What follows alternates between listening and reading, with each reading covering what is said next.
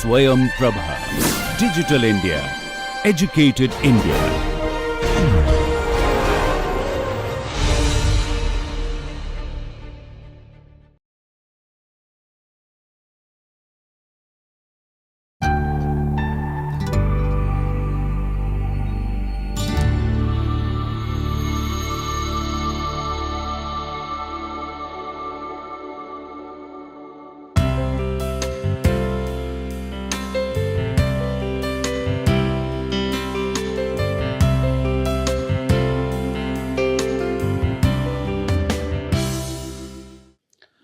Hello everyone, welcome back again to NPTEL online certification course on research methodology for planning and architectural studies.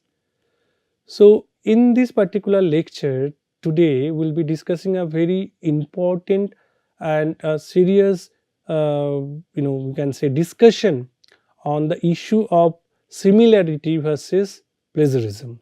Nowadays maybe you heard about those kind of word plagiarism, that okay the papers are plagiarized and then it is retracted from the journal, and there are issues, there are cases, there are certain so much of consequences to get into this plagiarism thing. So there are doubts definitely that okay, if I write something, definitely there will be some kind of common words which are very commonly used word in that English, or maybe everything, all the words that we use, they are in the dictionary. So is it something plagiarism? Or maybe I just wanted to quote something that I liked from a paper, and I want to put in my paper as well as it is it plagiarism? So there are so many questions around us, and then probably we need some clarity on it. Taking that kind of aspect, today this particular presentation I'll try to focus on the difference between similarity and plagiarism, different types of plagiarism, and then how to avoid it. And there are some useful tools available, the software is available by which you can always check those kind of similarity and try to understand that okay, is there anything very serious and come under the plagiarism or not. In our previous lecture we have discussed about the ethical value, the ethics in data base management and use. So on the similar line, this is another aspect, but as researcher we must know it, and accordingly we should act it. So with that, let us focus on our lecture number 30, titled Similarity versus Plagiarism. Okay, so in this particular presentation what we are going to learn, we'll try to understand what is plagiarism, then the common types of plagiarism, reasons for plagiarism. So this is also very important, why people get involved into this. So we have to understand the consequences, something definitely we should understand, so that we never think about doing such kind of error. Then the similarity that we also discuss. Then you have this kind of the difference between plagiarism and similarity, that also we want to understand, and the software as well. Now first let us start with what is similarity. Okay, so if we search it in Google, just type this similarity, the first answer it will give in dictionary meaning that this is the state of being like somebody or something but not exactly the same. If it is exactly the same, then that is definitely in that case it's called same. But similar means it look like similar. Suppose something is written in active voice, I make it passive voice, but the overall statement will remain same, or the overall throwing up of this particular statement, they are pretty similar. So this is similarity. Now in contrast, what is plagiarism? So in this case again I have taken the very first Google search and the dictionary definition of that. This is the act of copying another person's idea or the words or the work and pretending that they are your own. The moment I write a statement and if it is not mine and I don't quote that who has given that statement, So that is one act of plagiarism. Something that has been copied in this way, like it can be directly a copy pasting thing, or it can be just I copy pasted and I change certain synonyms to look like that it is different. So those are things are act of plagiarism, and which is really very serious, and it is against the academic integrity. So we should not get into those kind of situation. So plagiarism is, this is the Wikipedia definition, that plagiarism is the representation of another author's language, thought process, ideas, expression as ones of your own original work. So somebody has done that work and I claim it is mine without acknowledging, or we are doing nothing out of that particular research, and I just take some unpublished research, or maybe I can just gather it from different sources and I claim that okay, this is mine. So this is again a problem. In educational context, there are differing definitions of plagiarism depending on the institution. Plagiarism is considered like a violation of academic integrity and a data breach of journalistic ethics. So both the ethics and then the integrity, they will be questions if you get into this kind of situation where you have some information which are not your own contribution, but you are representing it as if it is your own without giving the credit to the person who has contributed to that particular statement. Now we will discuss the common types of plagiarism. The first type is called mosaic or patchwork plagiarism. So in many cases what happened, the work of someone else simply paraphrased without proper citation. That I have taken one particular sentence from some literature, and in that case if I just make some paraphrasing, I just change certain synonyms, etc. It is often difficult to detect because the plagiarized material is interwoven, means there is some word in between. So suppose this is a long sentence, so I cut this particular portion and I use my own word, and then remaining is same, then I also insert my own word, and like that I just make a new statement. So this is something tough to detect but manually, but obviously the software can detect it. I will come to that towards the end of this. In this particular case, that as because it is interwoven with the different sources, that okay, a statement the 50% is taken from source 1 and 50% source 2, and in between I just put my statement. So then it is difficult to identify, including the writer's own ideas and perspective. The writer may try to change up the sentence structure or use synonyms to make it seems original.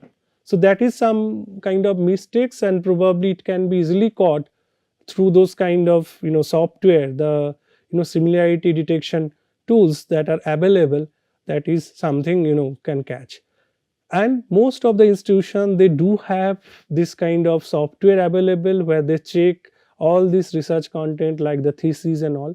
And for the journals, wherever you submit good quality journals, they do have their own similarity check software, and if they will find it okay, this is something like similar, and then also like it is not being cited, it is something like a act of plagiarism, so then there will be very bad consequences, withdrawing of the paper, blacklisting of the author. So those kind of things are really unwanted situation that one can face. However, taking the idea of another piece of paper is still plagiarism. It's not that it's line by line. Even if you can steal one idea and you don't give credit to that idea which was given by someone else, it's still an act of plagiarism. Even if the words are switched up bit and intermingled with your own work, or maybe you can say you add certain thoughts to that original content that was created by someone else. Next one is called the paraphrasing plagiarism. In this case, paraphrasing or incremental plagiarism is the most common type. It's similar to the mosaic style, but the difference is that The copied work is not mixed with new concept and research. So for mosaic, it is something that in between I put the new ideas, new thought process, different perspective. Here it is just the similar content. I am just changing the word here and there. That's the called paraphrasing. In mosaic or patch work thing is that where we also include some new thoughts. The researcher, who would like to involve into that kind of practice can include those kind of own thoughts into it. When you paraphrase the original idea in your own words, the borrowed material stay the same throughout. So that means if you think that okay, I have changed the whole write up, okay, which I copied from this particular paper, in that case also it's not right, process, or at the same times it will not change anything in terms of the paraphrasing plagiarism. So still, if it is being borrowed and then after paraphrasing also the content is plagiarized. So this is another common type. Complete plagiarism. So in this case it is something you can also say it's similar to like line by line ditto.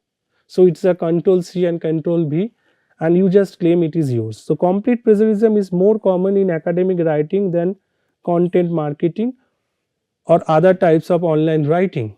So in this is something you just copy paste the thing.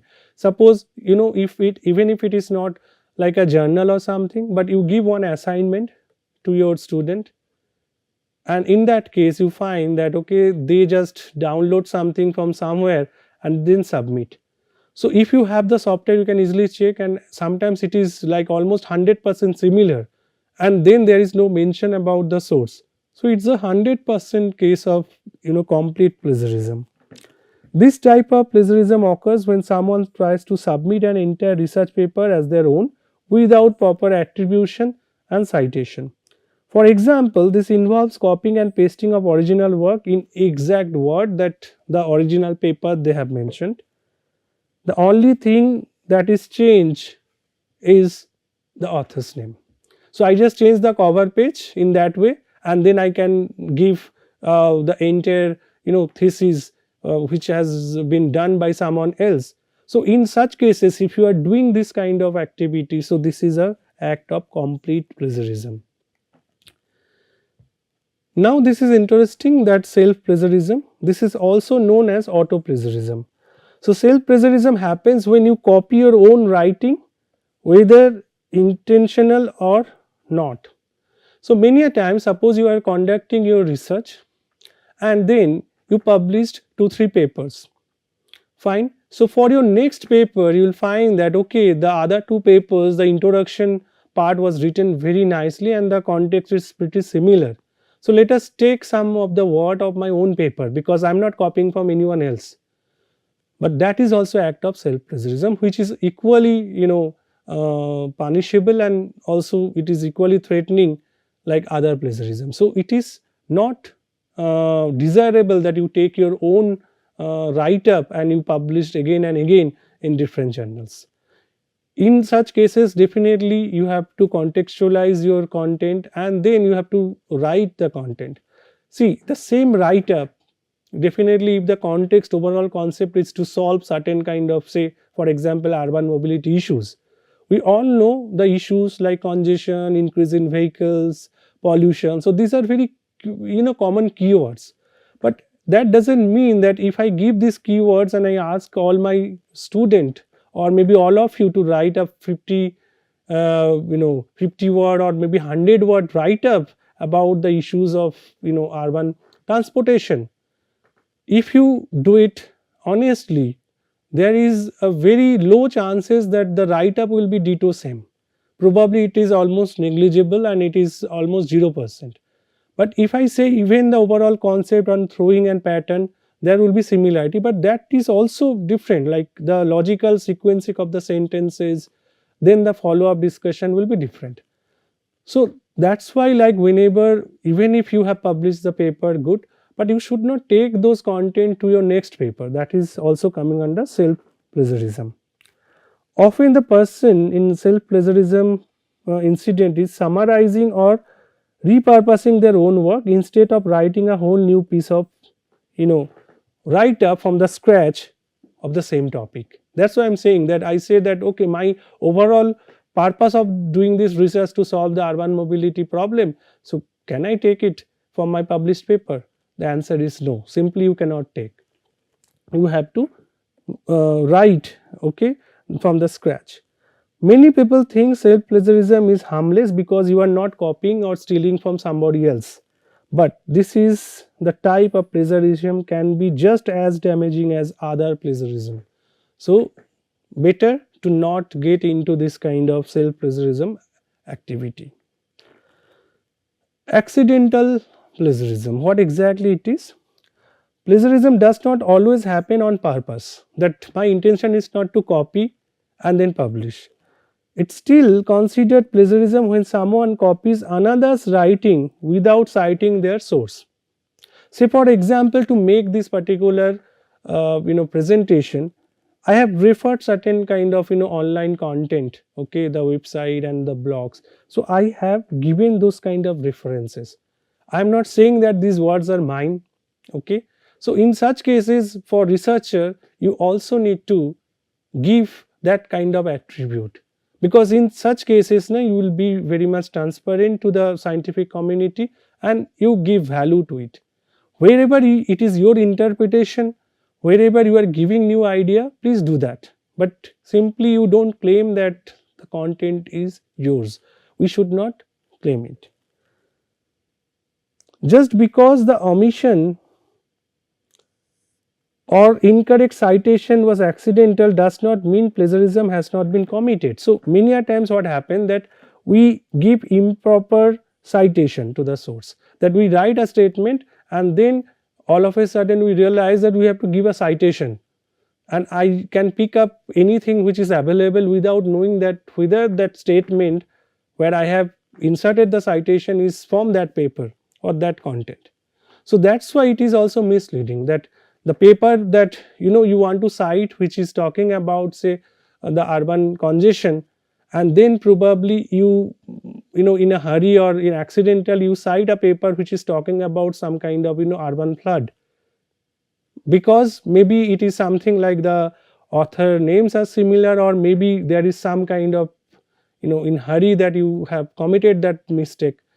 So that's why, like, even somebody would like to see that okay, this paper is talking about urban flood, not the urban traffic congestion.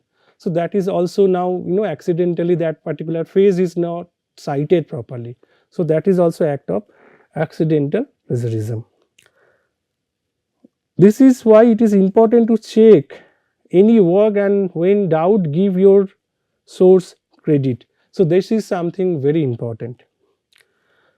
Source based plagiarism, what exactly? This type of plagiarism refers to instances where it is misleading the sources that are involved. For example, the writer may have sources of information, but only the reference one. So one particular statement that I just write, and then this is something that I have understood or gathered from multiple sources, but I just give one citation. Maybe in that case a statement which accounts for the heavy congestion, and then I add a statement that there is a huge growth in the vehicular traffic. So the congestion related paper is different and the heavy traffic or the rise in the vehicular population is different. So we have to give both, because maybe the paper that I am just saying about in a qualitative way, the congestion and its impact on the daily life, may be from some other paper, but the rise in the vehicular number is from some government report where they are giving the registered vehicle number. So we have to give both the citation, otherwise then it is a half story and it is 50% not cited. So that is also act of source based plagiarism.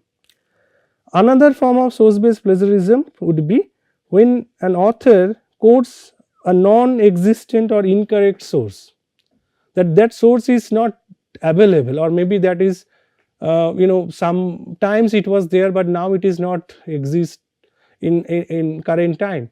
So that's why before communicating, before finalizing, we should check each and every source that you are giving is correct.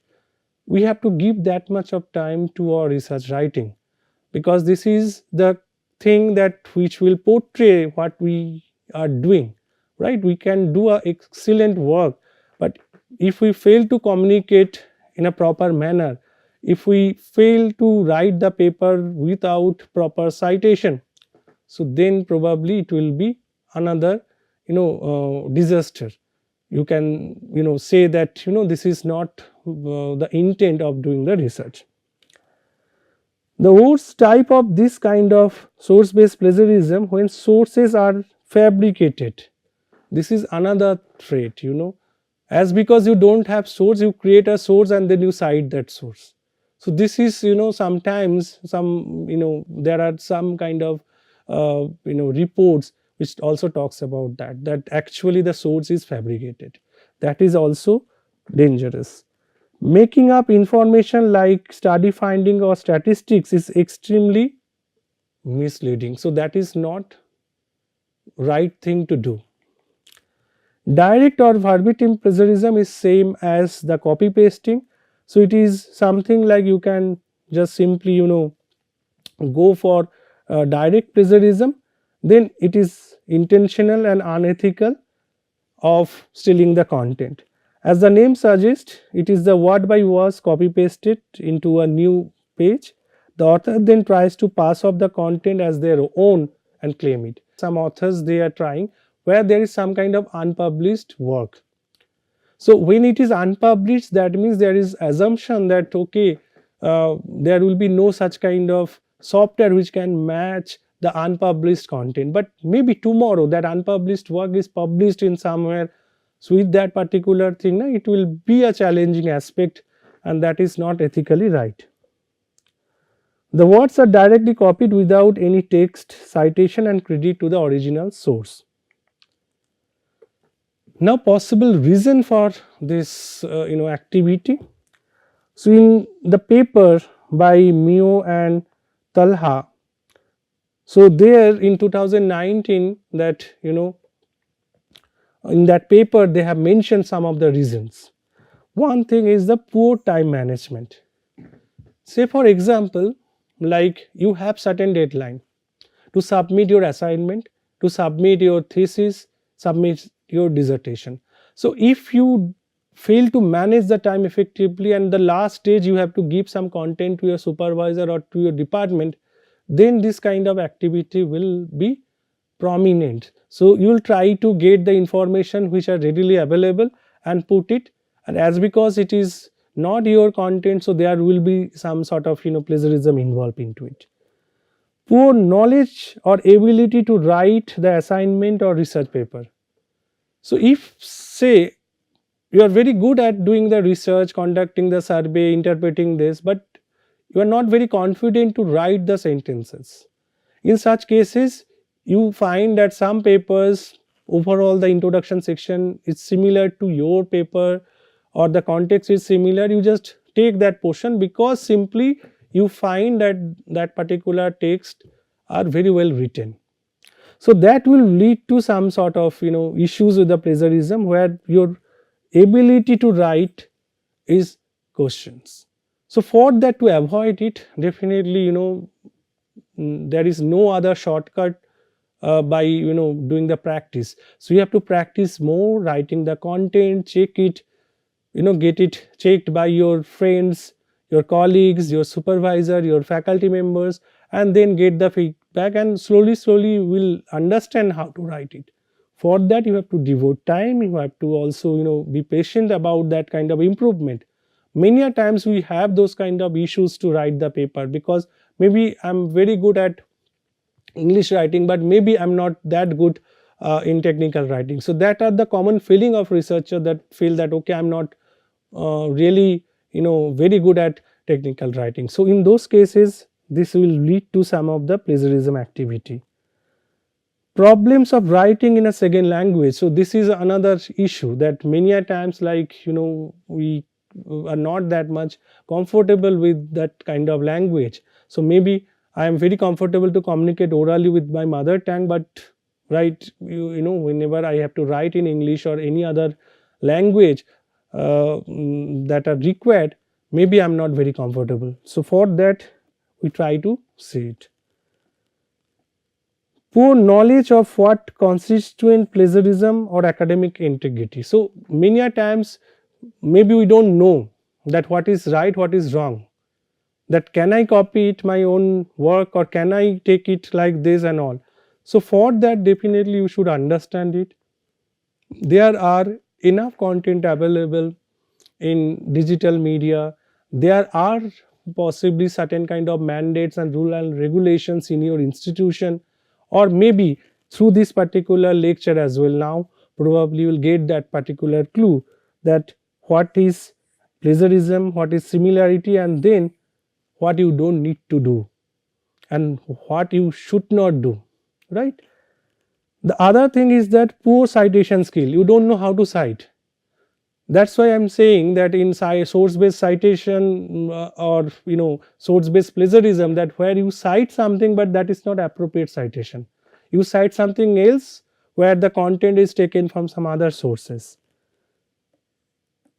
Poor guidance, that is something that you don't have any clue that what to do, right? So for such kind of cases, like when you are clueless and you need to do something, you have to submit the assignment, then you do that kind of mistake. Sometimes it overemphasis on promotions. This is something, like suppose there are certain kind of mandate in case of something like, in order to get this particular promotion, get this particular degree, you need so many papers and you have to do it, and then it's all relate to some the time constraint, that within the limited time I have to do so many things, and then maybe we can just mistakes in such kind of situation, we commit the mistakes to take some content from external sources. So that is also not right. Now this is very interesting slide and very threatening to all the researcher. The consequences of plagiarism. What could be the consequences? First of all, there will be some sort of academic penalty that may occur, that the degree is revoked, the degree is taken back. The student, if you are a student and all, then you may be expelled from that particular program, and there is something definitely that is some kind of very worst scenario that you can imagine as a researcher. Then if somebody involves into this activity, that also stunted the creativity.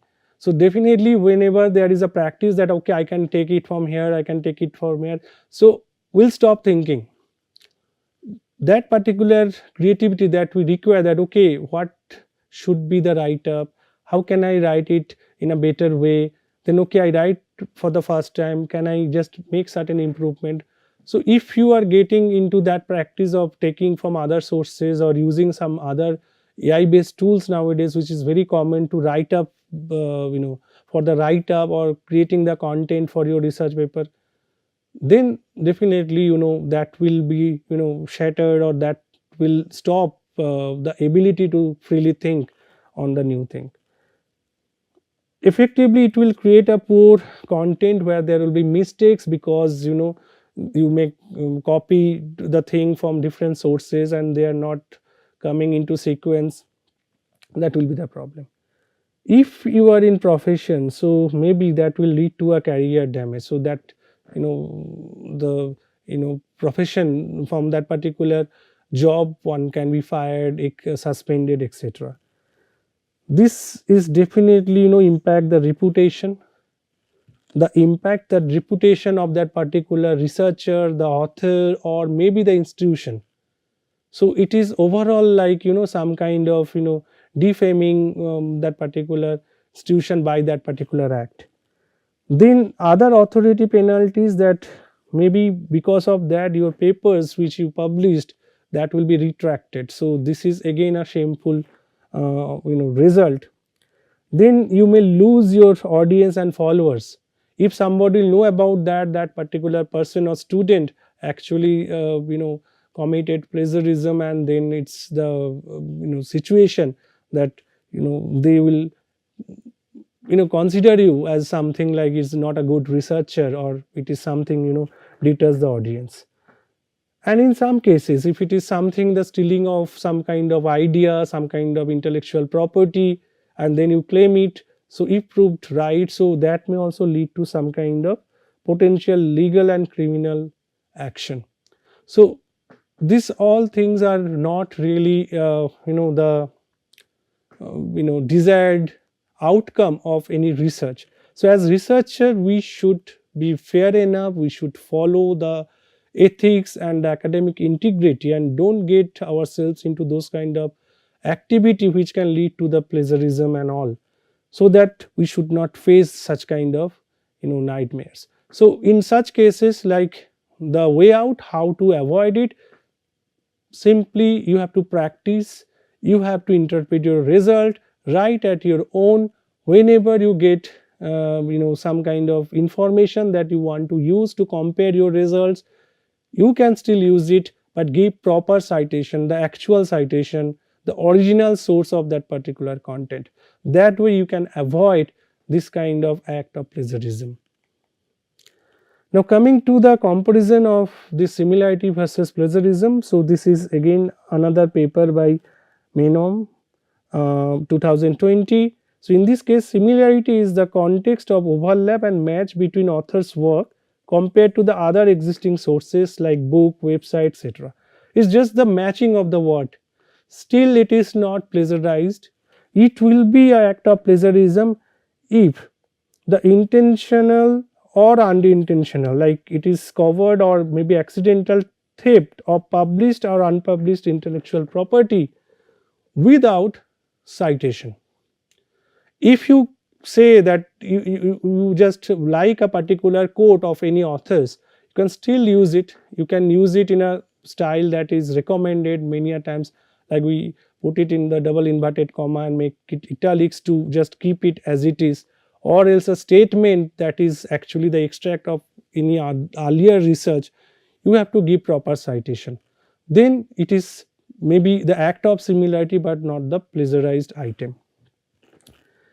Similarity becomes plagiarism when original source is not duly acknowledged. So that means if you write something and you give a source which is not existing, or you can manipulate the source, in all such cases, the way we discussed our entire presentation today, the different types of plagiarism, this will be only considered as plagiarism when you are not giving that source or attribute.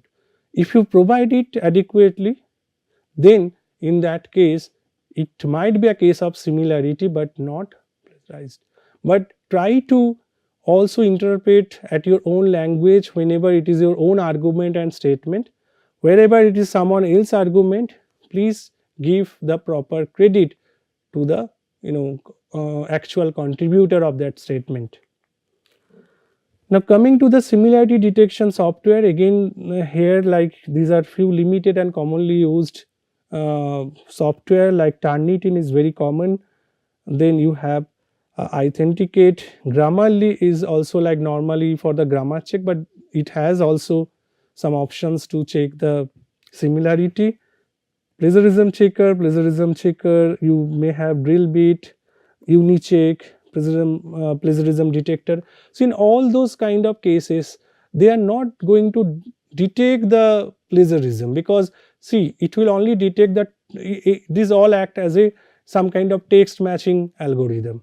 So it will match your text, whatever you are submitting in this software, with the existing source which are available in some sort of database.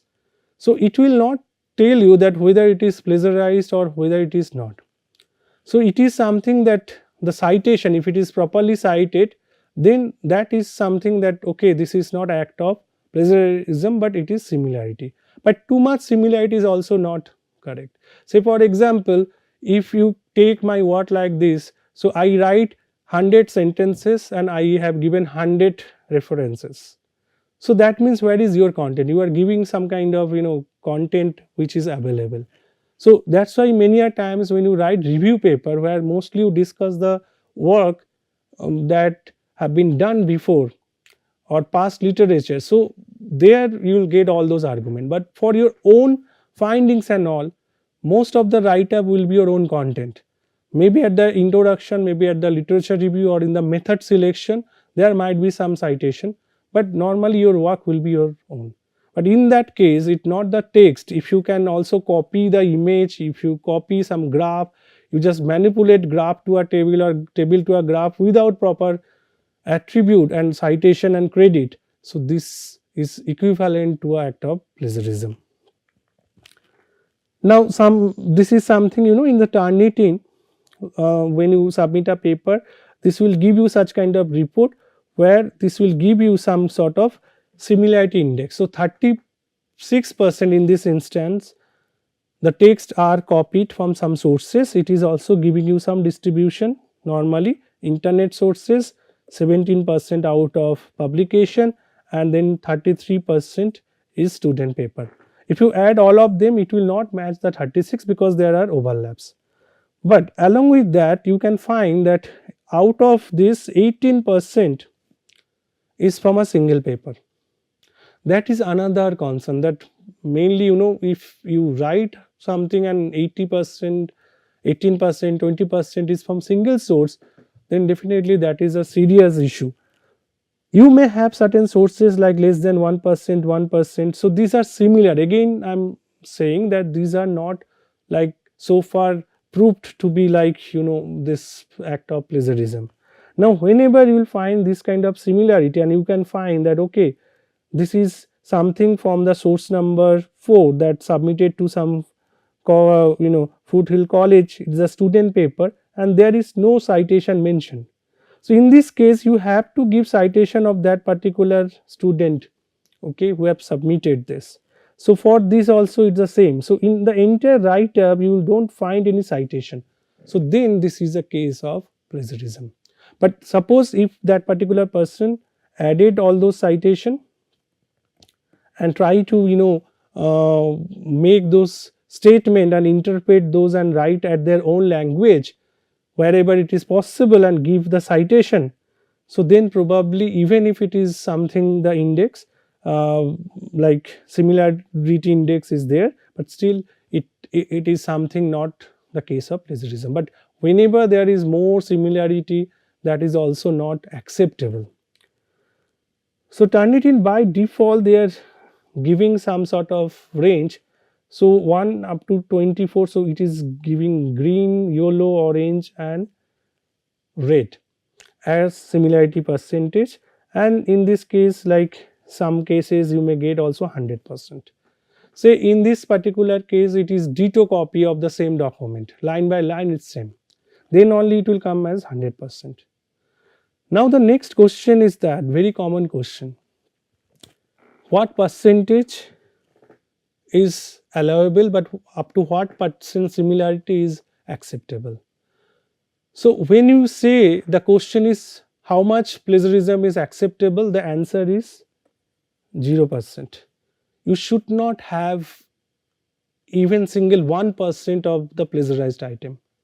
But so far the similarity is concerned, as I already mentioned, that maybe the write up there are certain common segment that maybe in a paper it is normally written that table 4 demonstrate or table 5 summarize the analysis from the survey data. So this is a very common sentence, it may come in multiple sources.